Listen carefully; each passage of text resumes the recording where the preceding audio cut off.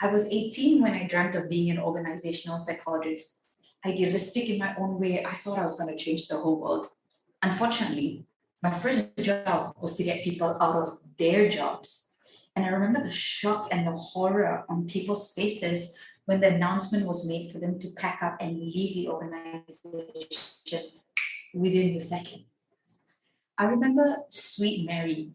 Because of the recession, even nuns were outplaced from churches as administrators. She was such a sweet person. And still in that moment, she was so outraged by the betrayal that she had experienced that she was aggressive, she was slightly violent, and definitely reasonably vulgar as well. I also remember till today, Mark, super nice, very strong Mark, who had 3 children and one more on the way. When he was outplaced, he didn't tell his wife anything. And for 4 months, every single day until he got his next job, he would wear his work outfit and pretend he still had a job so he wouldn't stress his wife out, being the only or the sole breadwinner. It is such a tragic experience when organizations have to change or when organizations have to transform.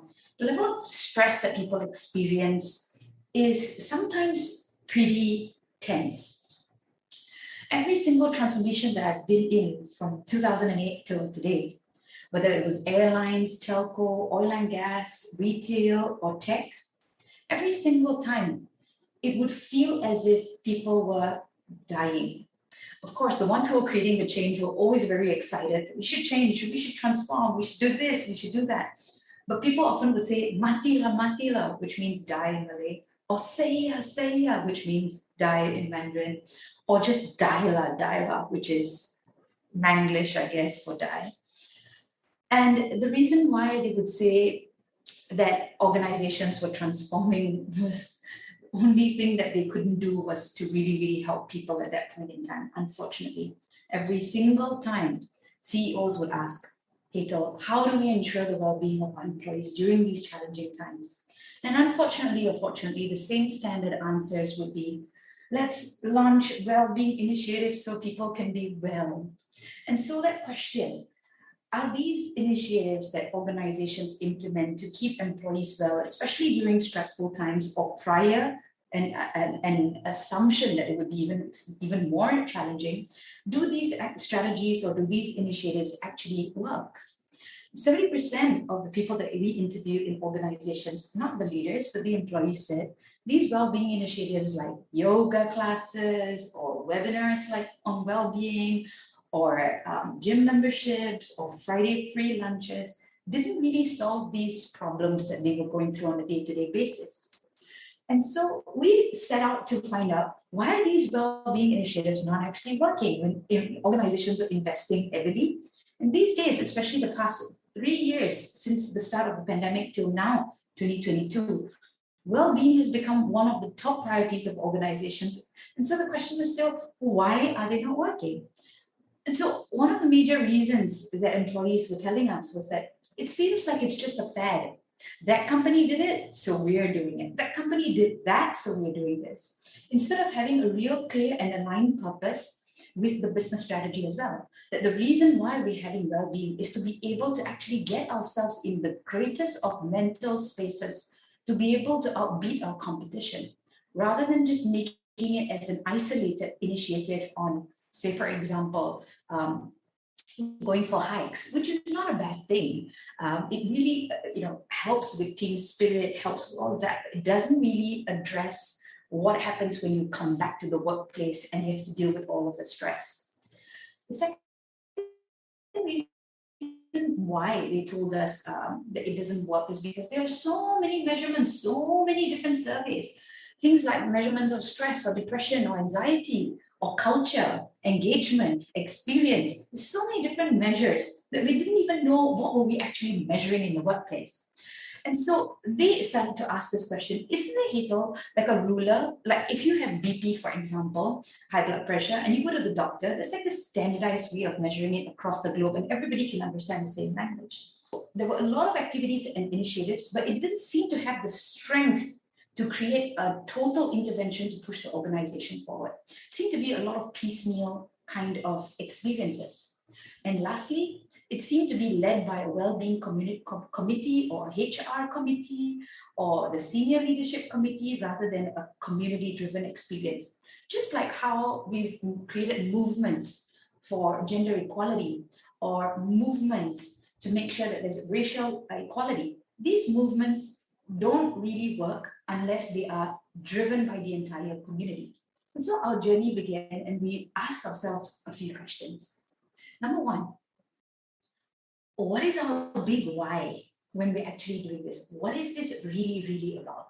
Second of all, what is our measurement for well-being? How do we actually measure it? Who should take responsibility for it? How should we take responsibility for it? And so what? What does this really mean? So what was our big why? When organizations were asked this question, we interviewed about 10, asked them, what was your big reason for well-being? It was kind of fluffy and all over the place. And so we began to introduce to them concepts that were actually out in the world already, but 98% of companies still didn't know that these big goals and visions that world-based organizations had launched, companies over here didn't know that there were certain standards out there or certain purpose out there as well. So one of this is called the ISO 45003. And the big why as to why are we really doing this? According to ISO 45003, which began to break the myth of the fact that we needed to increase well-being. ISO 45003 said that it is not about increasing well-being, but rather decreasing risk and stress on individuals in the workplace. This is also called psychosocial risk, or rather, how the individual interacts with the environment and the stresses that they experience should be reduced. For example, when workload increases, well-being, yes, we can increase well-being, but maybe we should also decrease workload rather than turning a blind eye to that. So I really appreciated this particular thing, which kind of reminded me of family structures, where we try to go for holidays as a family to become closer. But on a day-to-day basis, if we have a lot of drama, at some point we probably will ask ourselves, what's the point of having great team building kind of holidays when every other day we are also having lots of different drama? The second two reasons why were also introduced by World Health Organization in their Sustainable Development Goals 3 and 8, which is it is everybody's responsibility and right to be well and to also have a decent workplace to live in. Now, I often think about my grandfather and what life was like in his day. And if he were to hear these kind of standards and these kind of investments that companies are making, he probably would laugh, because back in those days, it was all about take on the stress, take it on your chin, stop whining, stop complaining, put in the hard work and you will see your rewards. The reason why these have become standards is because the level of stress that people have begun to experience has actually begun to affect them psychologically, physically, and to the point where it even affects families or communities when people get outraged or stressed out. This can be very risky. It can cause harm. It can even cause injuries, death, and suicide. So it's no longer a laughing matter and no longer a thing to say, employees, when you come to work, just make sure that you deal with whatever it is and find a way to be well. No, it is also the responsibility of organizations to make sure that we reduce these risks, especially as the world becomes more and more challenging. So our big why was to figure out where does Malaysia rank according to these global standards. And so although we found that we rank a little bit further behind, the good news was that we were beginning to measure and assess ourselves. And whatever gets measured, the good news is that eventually when we pay attention to measurements, we actually begin to figure out how to get this done. So the quote goes, what gets measured gets done. And at least our big why was to be able to make sure that we understood where we were going.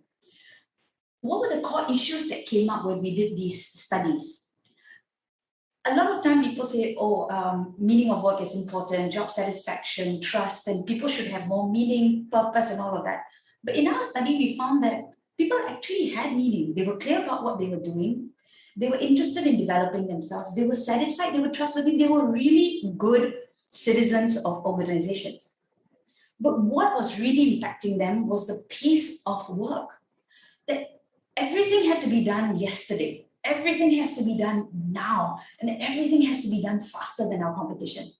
This affects people's ability to actually have a life outside of work. And unfortunately, in this particular data, it also shows that people found it very difficult to actually speak up about these challenges. And as a result, also could feel that there's injustice and maybe disrespect to the contract that they signed on when they first decided to join an organization. And unfortunately, when people experience these kind of issues in organizations, back in those days when we stayed in villages, we probably would sit outside our homes in a circle, talk about our issues. We would heal because we are talking, and we would learn because we are listening, and we would grow as a community. But unfortunately, in terms of well-being, social well-being scores were the lowest in Malaysia. We were not socially contributing. You can see that the score is very low over there, enough, especially during these times in the pandemic. We were not contributing, neither were we integrating from learning and growing with each other. And so, whose fault and responsibility is this? Of course, the individuals would say it's the teams would say it's the leaders would say it's management, and vice versa. And when all else fails, they say, oh, it's none of us, it's the goals that we set for ourselves. Unfortunately, the major way of being able to pull a lever and to create a movement is when everybody else takes a responsibility. And so the way that we designed it was, once we got results in organizations, we began to ask these organizations, shall we start to meet teams and have conversations with your teams and figure out what they can do to create a better workplace for themselves, where they reduce the risks and they also increase their well-being. And so we asked a very simple question. When we got teams together, we asked within the teams, what can your leaders who are present in this team do that is within their control to make life better and to reduce stress? And what can we do as a team without even our leaders getting involved to make our lives better and reduce our stress?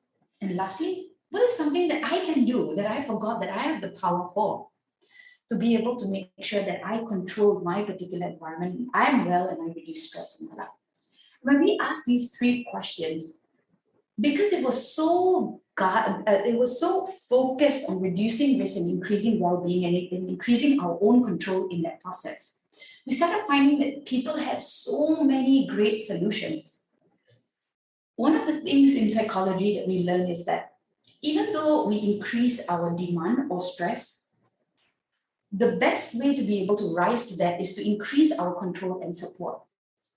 This is called the DCS model, where increase in demand, but if we gain control back in our life and we increase our support, we can probably take on more and more demands.